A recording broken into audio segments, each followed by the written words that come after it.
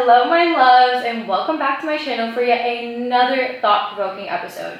If you are new here, don't forget to hit like, subscribe, and press the notification button to stay up to date with all of my content. So today I want to talk about one of the philosophies that changed my entire life and still continues to every single day. This video is honestly not going to be that long because it's pretty straightforward. It is literally so simple that I'm going to have to try my very best to explain it deeper. Ever since I heard this philosophy about a year ago, it has never left my mind. It's like always repeating in the back of my mind every second of the day. It has transformed every facet of my life and made me into a literal machine. Drum roll, please.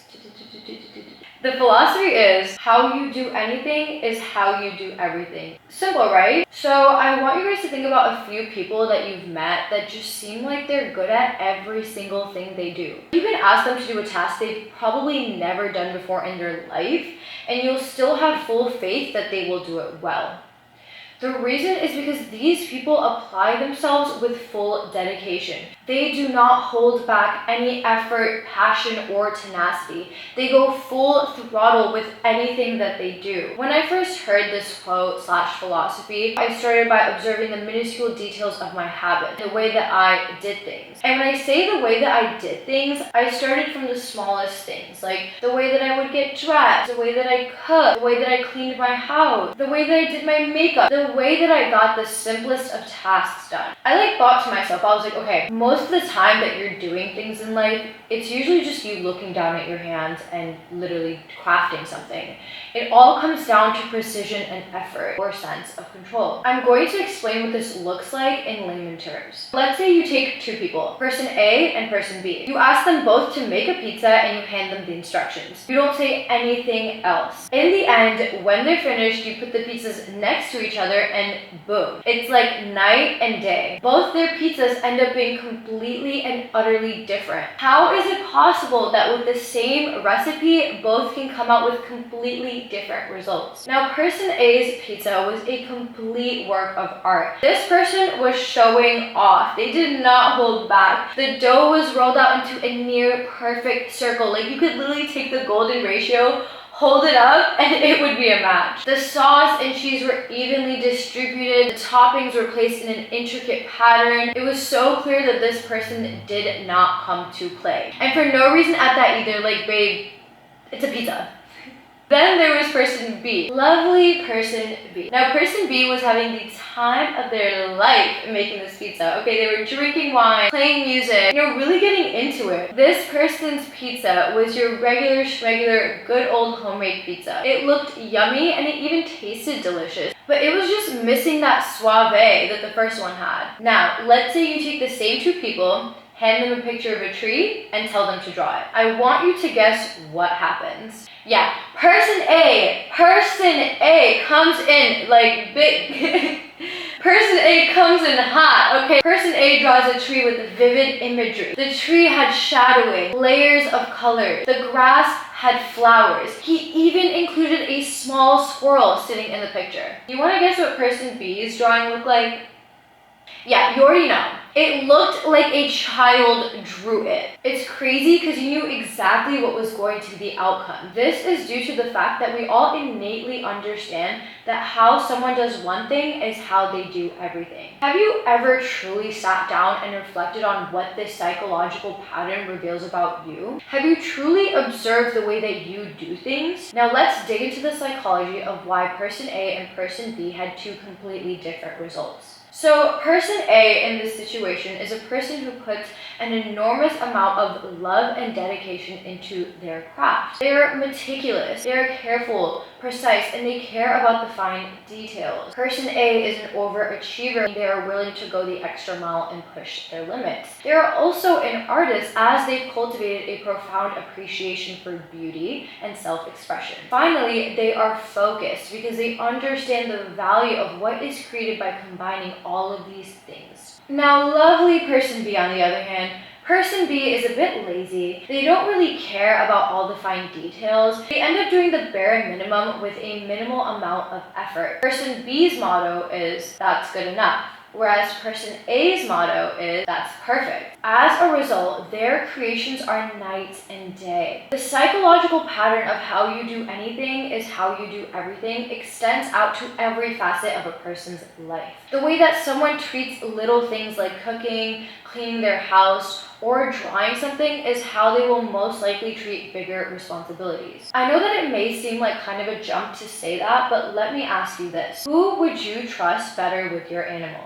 Person A or person B? Let's say that they both try selling you something. Who are you going to buy from? Person A or person B? If you answered person A for both, then my statement is valid. And if you didn't, I would honestly kind of be concerned. But anyways, you know that person A was willing to put in so much effort and care into such a minute thing like making a pizza, then they're the type of person to go above and beyond when it comes to serious matters like animals or creating a product. So what can we learn from person A? Just like person A, you should apply yourself fully. Dedicate yourself to whatever is in front of you and do it well, no matter how small or large. This will build your work ethic, craft, trust, and credibility in the long run. It is a complete and total win-win. My favorite part about this philosophy or psychological pattern, whatever you want to call it, is that if you allow yourself to find that rhythm in one craft, you can apply that exact tenacity to another.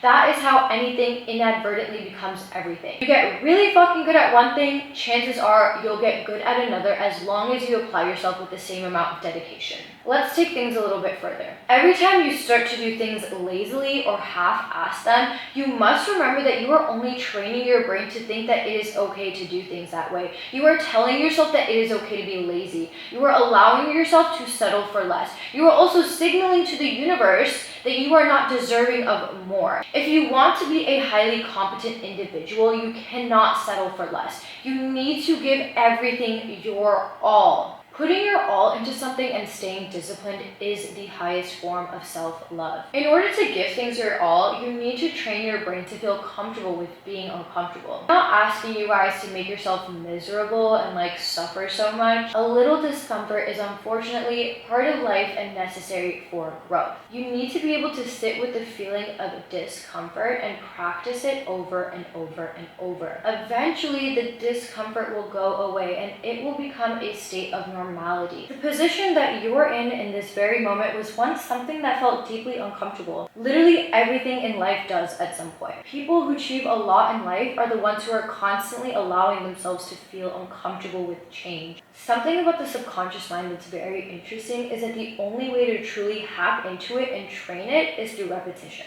So the more you allow yourself to be uncomfortable with the feeling of putting your all into something and going the extra mile, the easier it will get for you to do so. And the more love, dedication, and thought you put into one craft will translate into another, as long as you dedicate yourself just as much to it. Your brain is a muscle that wants to be worked. Train it to work in a way that always gets the job done and gets it done well. From cleaning your room to launching a business, this will change your life. I wanted to share practical ways on how to get started with this right away. For me and many others, it was through the gym. I remember when I first started going to the gym and I would kind of just give up towards the end, do random exercises that I saw online instead of sticking to a routine. I kind of just went with the flow and it backfired on me. It wasn't until I came across this philosophy and I realized that I had trained my brain to be okay with constantly being off track. So I made the necessary switches. I purchased a guide and started following it exactly. I went through doing all of my reps without skipping a single one, even if I felt like I couldn't keep going,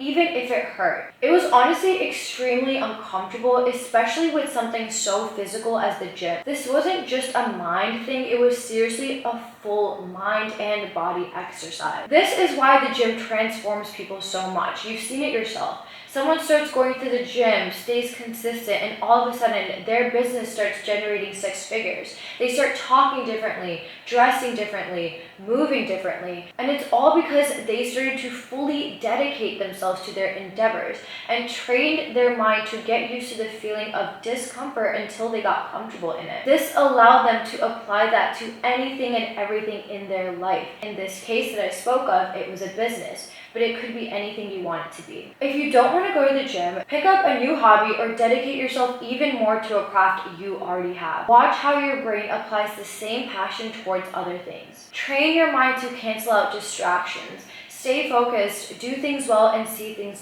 through. At the end of the day, life is all about doing little things well and doing them consistently. And of course, as usual, don't overwhelm yourself. This is a process and it is a journey that takes time. It is okay to rest as much as you need to, and then get right back to it. Eventually, your rest periods might even get shorter because if you stick to these, your ability to handle responsibilities will naturally increase and you will be more excited to achieve your goals. To summarize, how you do anything is how you do everything. So dedicate yourself to whatever is in front of you. Combine love, beauty, and focus to create something that is magical. And I promise you, once you really get this down and find your rhythm, mark my words, everything you will touch and everything you will do will have your own personal touch of magic to it and become a part of your perfect little fairy tale. So that concludes it for today's episode. Although it was really short, I hope you guys enjoyed this and you learned something from it. As usual, if you guys have any questions, don't be afraid to leave them in the comments below and I'll try my best to respond. Till next time. Mwah.